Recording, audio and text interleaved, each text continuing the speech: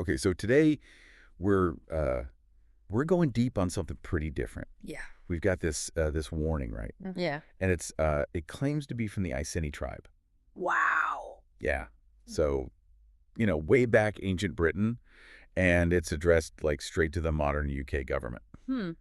That's fascinating. Just the premise alone. Right. Like imagine with this group, Yeah. famous for taking on the Romans, Oh yeah, hardcore what they'd resistance. have to say about Britain today. Right.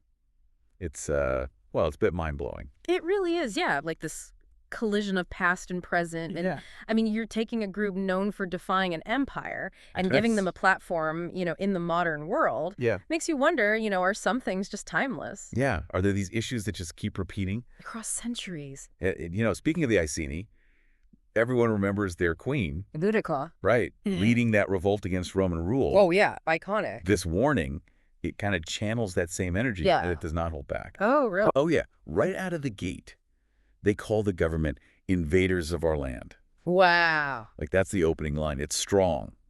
Yeah, very powerful statement. It is, right? And calling them invaders, I mean, that immediately frames things historically. Yeah. Like drawing this direct line. Back to the Romans. Yeah, from Roman Empire to the powers that be now. Like nothing's changed. Exactly. Makes you question, the continuities. It really does. And then it gets even more pointed, I guess. Okay. They talk about the government creating this fortress of power, all these layers of bureaucracy, and protected by a standing army. What do you think they're getting at with that imagery? Oh, it feels very much like a sense of isolation, Yeah. detachment. Between the people and power? Yeah, and the everyday lives of people. Yeah, like an us versus them mentality. Yeah, and they go on to accuse the government of, plundering the land for profit, poisoning the water, polluting the air. It's almost as if they're saying the environment itself is being conquered. Yeah, and that's something that resonates a lot today. Oh, absolutely. Right. I mean, look at all the debates in the UK around fracking, Right. pollution. Yeah, all of that, very relevant. And it's not just about the environment either. Okay. There's this whole critique about wealth. The distribution of it, the warning really slams the government for building a system where the few prosper at the expense of the many. Strong words. And it's not just like a general statement either. They get specific. Oh, really? Yeah, talking about how wealth is siphoned upwards, leaving communities struggling while those at the top just keep accumulating more and more. It's like they're pointing at that growing gap between the rich and the poor that we see. Oh, yeah. That's been all over the news. Absolutely. It's that tension that's always been there. Throughout history. Like, this isn't a new problem. No. It's this pattern that just keeps on going. Right. But then the warning ends with this really chilling line. Okay. You have sown the seeds of discontent. Do not be surprised when you reap the whirlwind. What kind of whirlwind do you think they're talking about?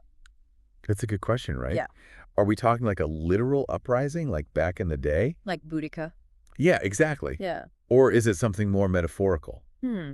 Could it be like a massive shift in the political landscape? Yeah. A kind of awakening where people demand change? Yeah, and what would that look like today? In our modern world. What would it take for things to actually change? And how would different groups in the UK react to a message like this? Right. Would some people see it as, a legitimate criticism, while others dismiss it as radical or, over the top? And that's where the fact that this is fictional becomes so interesting. Right. It lets us explore all these interpretations, Yeah. and see how they connect with people's anxieties and hopes today. Yeah. For example, think about it. Do any of the issues they raise echo what you hear in Parliament or read in the news? It's true. It really makes you stop and think. It does. We started with this message from an ancient tribe. Right.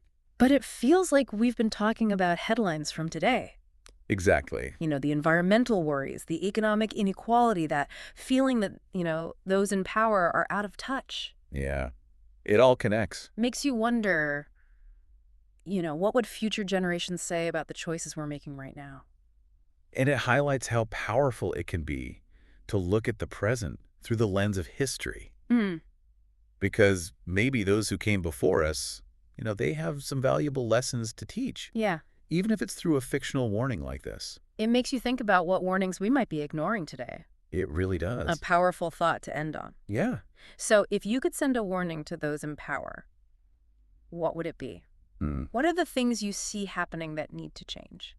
That's a great question for everyone to consider. This whole deep dive has really made me think about that, Me too. and I hope it does the same for you. Thanks for listening, everyone. Thanks for joining us.